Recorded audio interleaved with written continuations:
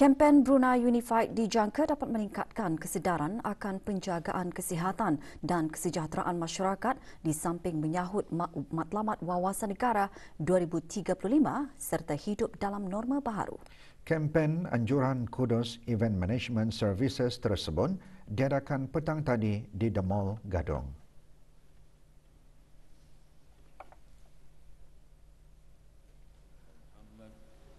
Dan bertawakal sepenuhnya kepada Allah Subhanahu wa taala. Perasmian kempen disempurnakan oleh Yang Berhormat Datuk Seri Setia Haji Awang Abdul Mukti bin Haji Muhammad Daun, Menteri di Jabatan Perdana Menteri.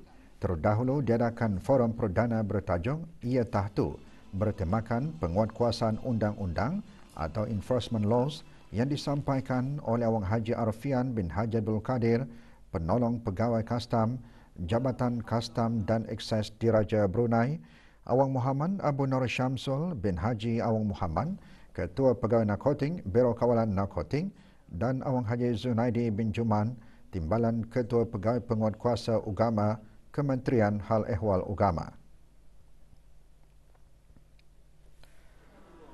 Brunei Unified merupakan kempen bersepadu dan usaha kerjasama dengan beberapa agensi kerajaan, badan-badan bukan kerajaan, belia-belia dari beberapa buah sekolah menengah dan institusi-institusi pengajian tinggi di negara ini. Kempen juga diisikan dengan program-program kemahiran diri, antaranya kemahiran asas pengucapan umum dan menghasilkan kertas kerja. Kempen diadakan selama 6 hari sehingga Ahad ini bermula pada pukul 9 pagi hingga 9.45 malam.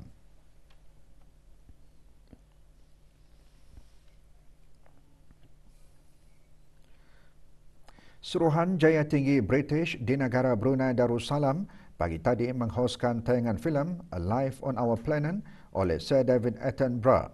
Filem tersebut menyokong sidang parti-parti COP26 yang menggesa perlunya bagi negara-negara melindungi dan memulihkan habitat asli dan ekosistem bumi. Tayangan diadakan di Pusat Seni Sekolah Antarabangsa Jerudong. Hadir Yang Berhormat Datuk Seri Setia Jurutera Awang Haji Suhaimi bin Haji Ghaffar, Menteri Pembangunan. Dokumentari berkenaan memaparkan kesan langsung impak kemanusiaan ke atas alam semula jadi dan menyampaikan mesej harapan bagi generasi masa hadapan. Juga hadir Ahli Majlis Mesyuarat Negara dan Ketua-Ketua Perwakilan Asing ke negara Brunei Darussalam.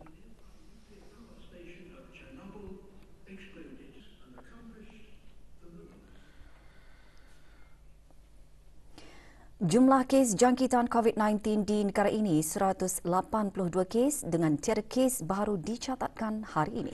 Butiran mengenainya selepas ini teruskan bersama berita perdana.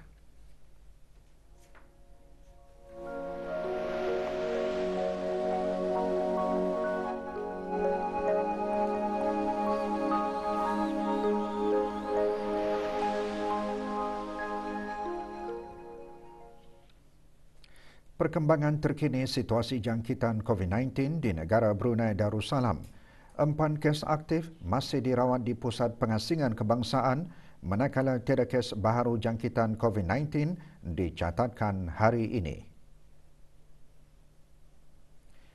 Dalam siaran akhbar mengenai perkembangan situasi jangkitan COVID-19 di negara Brunei Darussalam, Kementerian Kesihatan memaklumkan jumlah keseluruhan kes jangkitan 182 kes dengan kes sembuh seramai 175 orang.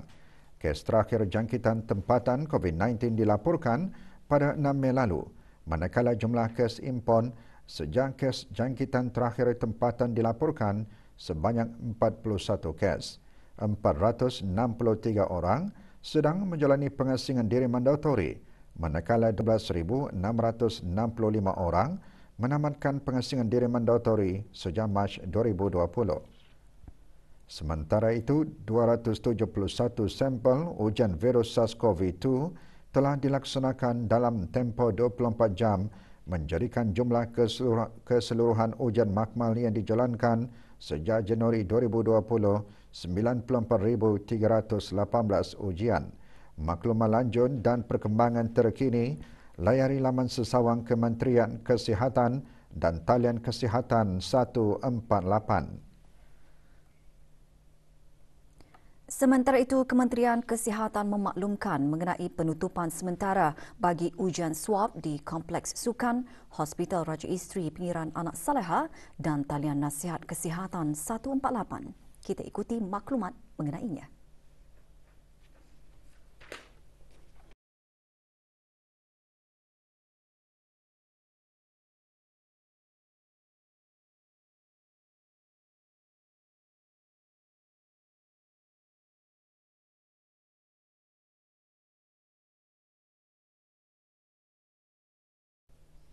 Bengkel melukis bertemakan persahabatan dan keamanan diadakan bersempena ulang tahun Hari Kemenangan Revolusi Islam dan Kebangsaan Iran.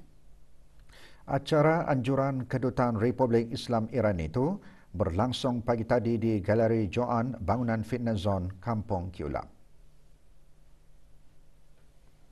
Hadir Puan Terutama Homera Rege Ziroki, Duta Besar Istimewa dan Mutlak Republik Islam Iran. Juga hadir Pengiran Zamri bin Pengiran Haji Bujang yang di-Pertua Semata Brunei. Kira-kira 20 peserta terdiri daripada 17 pelajar semata Brunei dan 3 pelajar Iran menyertai aktiviti tersebut. Aktiviti melibatkan pembuatan pelbagai jenis seni. Dalam temu bual bersama Duta Besar Istimewa dan Mutlak Republik Islam Iran, antara lain menjelaskan acara diadakan sebagai sebahagian dari projek masyarakat kedutaan tersebut. Ia dihasran dapat memberikan peluang kanak-kanak autistik untuk mengembangkan kemahiran dan keupayaan masing-masing selain menggalakkan mereka untuk meluahkan perasaan mereka dalam cara yang positif iaitu melalui bengkel melukis. In conjunction with the 42nd anniversary of the victory of the Islamic Revolution and Iran National Day, we decided to hold this friendly painting workshop with autism students because we would like to make a very important awareness for society. They can have a normal and a happy life.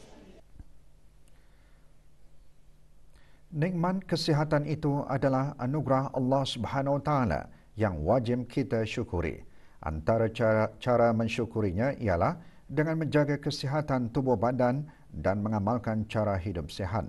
Perkara itu antara yang disentuh dalam forum yang bertajuk Mensyukuri Nikmat Usia Majlis Ilmu 2020 yang diadakan pagi tadi di Dewan Utama Kompleks Dewan Kemasyarakatan Daerah Tutong.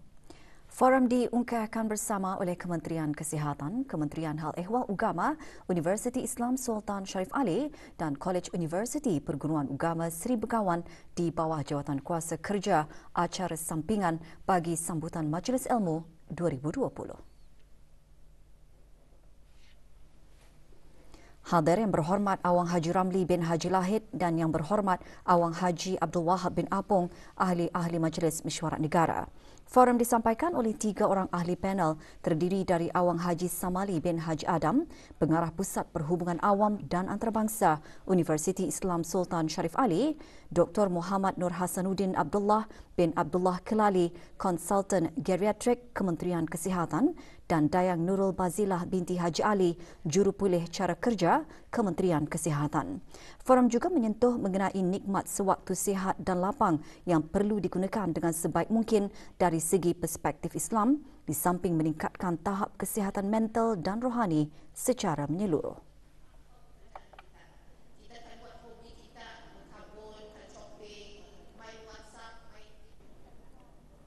Selain forum, pameran berkaitan dengan kesihatan juga diadakan di samping beberapa aktiviti seperti pemeriksaan kesihatan dan kuis kesihatan. Pameran dibukakan kepada orang ramai sehingga esok Rabu 10 Februari bermula pukul 9 pagi hingga 12 hari. Bagi maklumat mengenai acara-acara dan aktiviti-aktiviti yang akan diadakan sempena Majlis Ilmu 2020, orang ramai boleh melayari laman sesawang www.majlisilmu.gov.pn dan media sosial rasmi Majlis Ilmu 2020.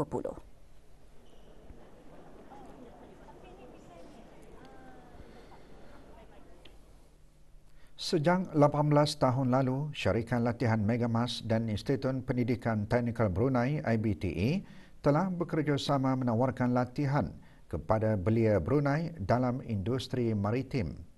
Sehingga kini lebih 16,000 belia telah dilatih di bawah kerjasama tersebut.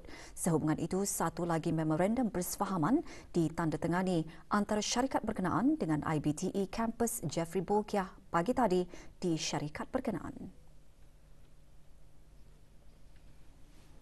Menandatangani bagi pihak syarikat Megamas Awang Muhammad Firdaus bin Iswandi, pengurus am syarikat berkenaan. Manakala IBTE ditandatangani oleh Awang Haji Muhammad Zamri bin Haji Sabli, Ketua Pegawai Eksekutif IBTE dan Awang Suhaimi bin Haji Abdul Wahab, pemangku pengetua kampus satelit.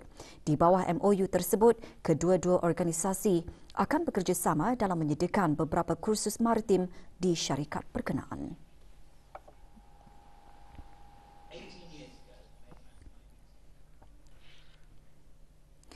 7 finalis akan berentap di pertandingan Best 914 kali ke-16 Anjuran Pelangi FM. Pertandingan tersebut menjadi platform bagi penyanyi tempatan mencipta nama di persada industri seni di negara ini. Pertandingan peringkat akhir itu akan berlangsung di Dewan Raya Radio Television Brunei RTB di Ibu Negara malam esok.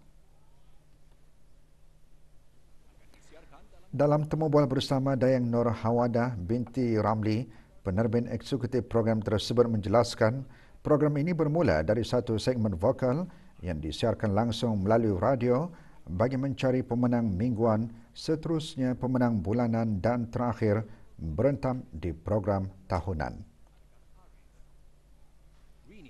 Sebetulnya Best 914 pada mulanya disiarkan secara langsung di radio sahaja, tetapi kami berusaha untuk menektarafkan lagi program ini dengan menerbitkannya secara langsung di TV.